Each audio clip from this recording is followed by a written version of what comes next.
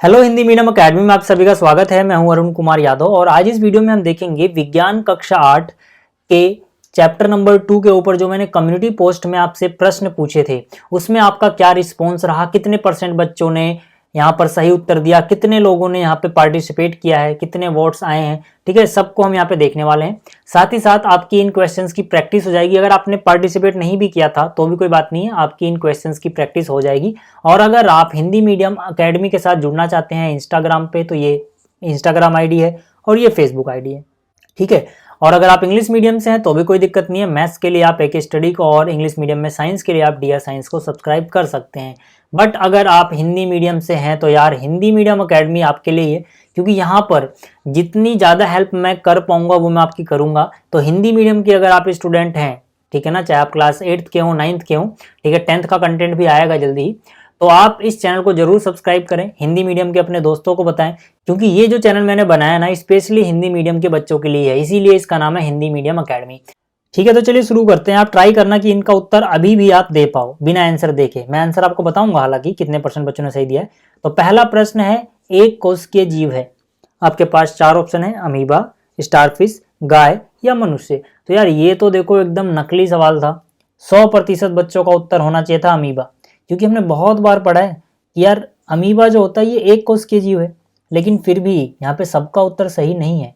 ठीक है, यहाँ पर 97% बच्चों का उत्तर सही है। ठीक है, बाकी कुछ परसेंट बच्चे इधर उधर भटक गए हैं। तो आप याद रखना कि जो अमीबा होता है ये एक कोशिकीय जीव होता है। अच्छा, यहाँ पे एक मजेदार बात देख सकते हो आप। ठीक है, अगर आप ध्यान दो तो यहाँ पे आपको क्या नजर आएगा कि यार 97% अगर सही है तो 3% बच्चे इधर उधर होने चाहिए थे, जबकि यहाँ पे क्योंकि 97 और 3 100% बच्चे हो जाते, जबकि यहाँ पे हम देखें तो 2% और 1%, 3% और 1 4% हो गया है। तो क्या टोटल परसेंटेज 101 थोड़ी होगी, वो तो 100% बच्चे ही रहेंगे ना, 100% वोटिंग होती है। तो यहाँ पे 2 और 1 3 और 1 4 कैसे हो रहा है। देखो यार मजेदार बात ये है कि ये गलती नहीं है। असलियत में हुआ क्या है कि 1500 बच्चों ने वोट दिया है। ठीक है, ये नंबर जो सही था ये 97% के आसपास रहा होगा, लेकिन यहाँ पे 2% के आसपास था, यहाँ पर 1, यहाँ पर 1। असलियत में आप समझ सकते हो कि यहाँ पर ये 0 नहीं रहा होगा। ठीक है ना, इसमें भी 1% से थोड़ा कम रहा होगा, इसमें से भी 1% से थोड़ा कम रहा होगा, ऐसा हो सकता है। ठीक है ना, तो यहाँ पर क्या है, यूट्यूब ने 0% ना दिखा के सीधा वो, ठीक है, 1% ले रहा है। ठीक है ना, ये राउंड ऑफ वैल्यू है, तो आप उससे कंफ्यूज मत होना। ठीक, मतलब कुछ परसेंट बच्चों ने यहाँ उत्तर दे दिया होगा, 1 से कम रहे होंगे, थोड़ा सा ही, 1 से कम थोड़ा सा। ठीक है ना, तो इस तरह से उसने वो 0 पॉइंट में ना दिखा के सीधा 1% दिखा दिया।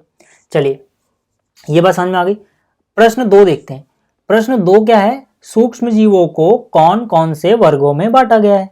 ठीक, पहला ऑप्शन है जीवाणु और कवक, प्रोटोजोआ, शैवाल। अगला है ऑप्शन है यहाँ पे जीवाणु, कवक, प्रोटोजोआ, शैवाल या उपरोक्त सभी। तो यार ये भी प्रश्न बहुत आसान था।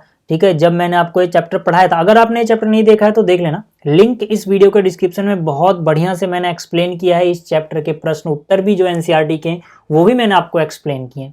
ठीक है, तो यहाँ पर भी आपका उत्तर 100% सही होना चाहिए था, लेकिन है नहीं। सही उत्तर क्या है, उपरोक्त सभी। ठीक है ना भाई, ये सारे ही सूक्ष्म जीवों के प्रकार हैं, वर्ग हैं। तो यहाँ पर सही उत्तर होना चाहिए था उपरोक्त सभी। 1200 बच्चों ने, 1.2 के वोट्स आए हैं, 1200 बच्चों ने पार्टिसिपेट किया, लेकिन सही उत्तर दिया 89% बच्चों ने। ठीक है ना, बाकी 11% बच्चे इधर उधर भटक गए। ठीक है, जबकि बहुत आसान सा सवाल था यार ये तो, नहीं सबका उत्तर सही होना चाहिए था। मैंने बहुत मेहनत से आपको ये चैप्टर पढ़ाया था और मैं उम्मीद कर रहा था कि यार आपका उत्तर इससे तो बेहतर होगा। अभी भी मैं कम्युनिटी पोस्ट में क्वेश्चन डालता रहता हूँ, अपलोड करता रहता हूँ, तो आप पार्टिसिपेट जरूर करें। इससे आपका टेस्ट होता है कि आपकी नॉलेज क्या है। और अगर आपको वो प्रश्न नहीं आता है तो कमेंट में मैं आंसर पिन भी कर देता हूँ, आप कमेंट में जाओ, आंसर देख लो। ठीक है ना, तो इससे आपकी प्रैक्टिस बढ़िया होगी। अगला प्रश्न देखते हैं। अगला प्रश्न क्या है, गाय में खुरपका और मुंहपका रोग होता है, किसके द्वारा होता है, वायरस द्वारा, कवक द्वारा, जीवाणु द्वारा या इनमें से कोई नहीं। ठीक है ना, चलो ये मान सकते हैं ये मेमोरी बेस्ड क्वेश्चन है, अगर आपको याद नहीं था तो आप इसका उत्तर गलत कर दोगे। तो यहाँ पर जिसका सही उत्तर है वायरस द्वारा। ठीक है ना, तो चलो ठीक है, इसमें 91% बच्चों ने सही उत्तर दिया है। ये थोड़ा कठिन सवाल था, क्योंकि अगर आपको याद नहीं है तो आप इसका उत्तर गलत कर दोगे। तो यहाँ पर ठीक है, वायरस के द्वारा होता है। इसमें क्या होता है, गाय का जो खुर होता है और जो मुंह होता है वो पक जाते हैं, तो ये किसके द्वारा होता है, एक वायरस के द्वारा। ठीक है ना, चलिए, तो ये तो रिस्पॉन्स काफी सही है। इस प्रश्न के हिसाब से 91% बच्चों ने सही उत्तर दिया है। ठीक है, 1100 बच्चों ने वोट किया था। ठीक है, बहुत बढ़िया। आगे देखते हैं। अगला प्रश्न है, किस सूक्ष्म जीव में सजीव व निर्जीव दोनों गुण पाए जाते हैं? तो यार ये जब मैंने आपको चैप्टर पढ़ाया था ना, अगर आपने ये वीडियो देखी थी तो आपको ये उत्तर सही देना चाहिए था। इसका सही उत्तर क्या है? विषाणु यानी कि वायरस। ठीक है, तो देखते हैं कितने परसेंट बच्चों ने सही दिया। 8%, सिर्फ 8% बच्चों का उत्तर सही है। इसमें पता क्या हुआ होगा, जब आप वोटिंग करने जाते हो और आपको प्रश्न नहीं आता तो आप सोच लेते हो इसमें ज्यादा लोगों ने वोटिंग करी है वही सही होगा, है ना। ऐसे बहुत सारे लोग फंस जाते हैं। देखो, आपको अपने उत्तर पे भरोसा होना चाहिए, ठीक है ना। अपनी काबिलियत पे भरोसा रखो, आपने क्या पढ़ा है उस पे भरोसा रखो। ये मत देखो कि भीड़ किस तरफ है। जैसे यहाँ पे जो भीड़ है, ज्यादातर लोग 84% लोगों ने जीवाणु लिखा है ही नहीं वो आंसर। सही उत्तर क्या है? विषाणु। ये मैंने आपको पढ़ाया था। विषाणु यानी कि जो वायरस होता है, जब तक वो किसी सजीव की कोशिका में प्रवेश नहीं करता तब तक वो निर्जीव की तरह रहता है।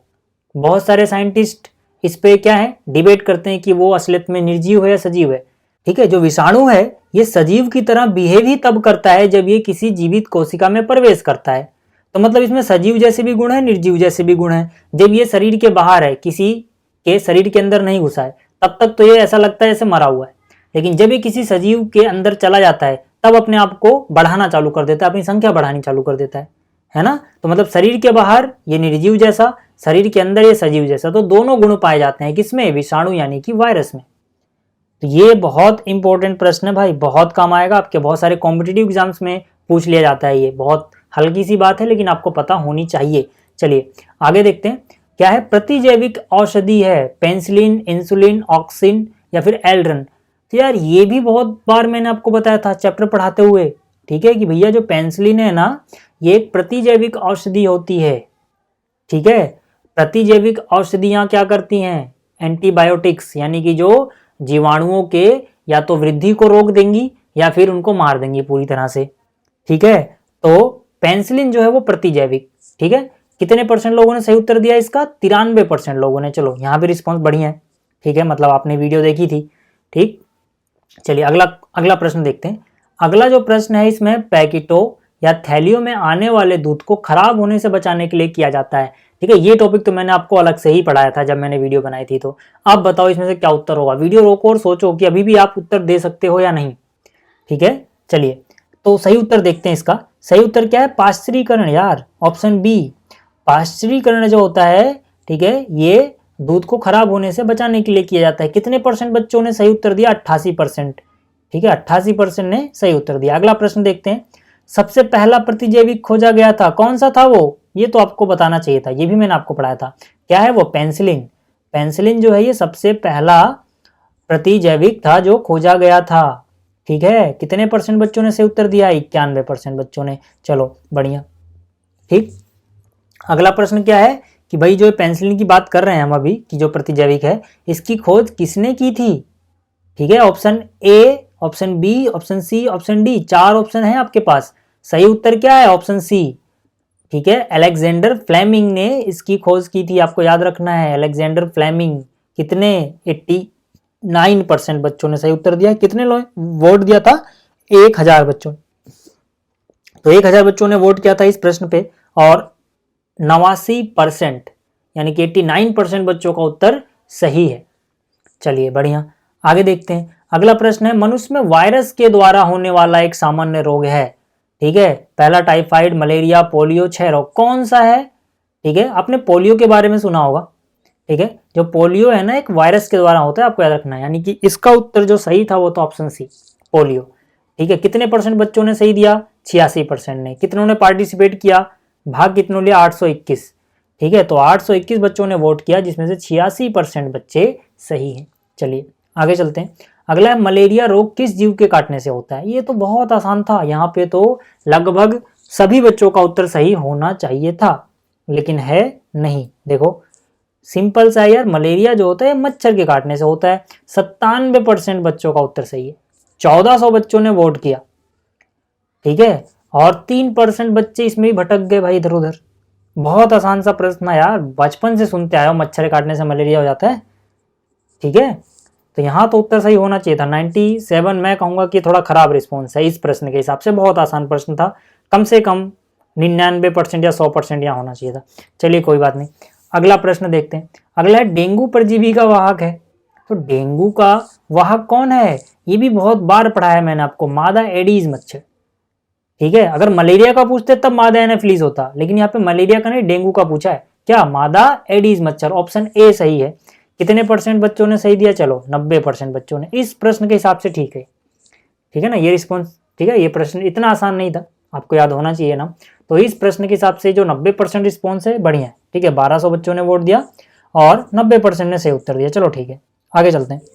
अगला है, दूध को दही में परिवर्तित करने वाला सूक्ष्म जीव है। अब ये फेमस क्वेश्चन है यार, ये वो क्वेश्चन है जो आप अक्सर सुनते हो, है ना, ये वो प्रश्न है जो आप अक्सर सुनते हो, कहीं ना कहीं सुन लेते हो अगर आप थोड़ा भी, ठीक है, पढ़ाई पे ध्यान दे रहे हो तो यहाँ पे रिस्पॉन्स बढ़िया होना चाहिए था। और ये चैप्टर जब मैंने आपको पढ़ाया था काफी जोर देके पढ़ाया था, दूध को दही में जमने वाली प्रक्रिया के बारे में मैंने आपको, ठीक है। तो यहाँ पे सही क्या था? लैक्टोबैसिलस, ठीक है।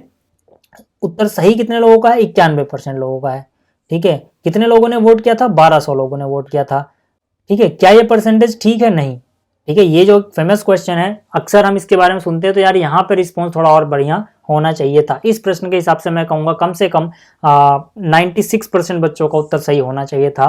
तो आपको भी थोड़ी और मेहनत करनी चाहिए, ठीक है ना। अगला क्या है? मनुष्य में जीवाणु द्वारा होने वाला एक सामान्य रोग कौन सा है? इससे पहले हमने देखा था विषाणु यानी वायरस के द्वारा, अब यहाँ पूछ रहा है जीवाणु यानी बैक्टीरिया के द्वारा, ठीक है। तो इनमें से कौन सा रोग बैक्टीरिया के द्वारा होता है ये आपको बताना था, ठीक है। ऑप्शन ए था मलेरिया, ऑप्शन बी था चिकन पॉक्स, खसरा या टाइफाइड, ठीक है। कितने % बच्चों ने सही उत्तर दिया? सिर्फ 7% बच्चों ने। आपको याद रखना है कि भाई जो टाइफाइड होता है ना, ऑप्शन डी जो है यहाँ पे, ये जीवाणु से होने वाला रोग है, ठीक है। तो यार यहाँ तो बहुत से बच्चों ने गलती करी है, यानी कि ये ऐसा क्वेश्चन है जो एग्जाम में आ गया तो हो सकता है कि आप इसको गलत करके आ जाओ। अगर आप ये वीडियो नहीं देख रहे हो तो पक्की बात है कि, क्योंकि भाई ज़्यादातर बच्चों ने गलत वोट किया, इसका मतलब क्या? उन्हें प्रश्न नहीं आता है, सीधी सी बात है, ठीक है। और अगर आप ये वीडियो देख रहे हो तो आज से याद रखना कि भैया जो टाइफाइड होता है ना, ये जीवाणु यानी कि एक बैक्टीरिया के द्वारा होता है, ठीक है।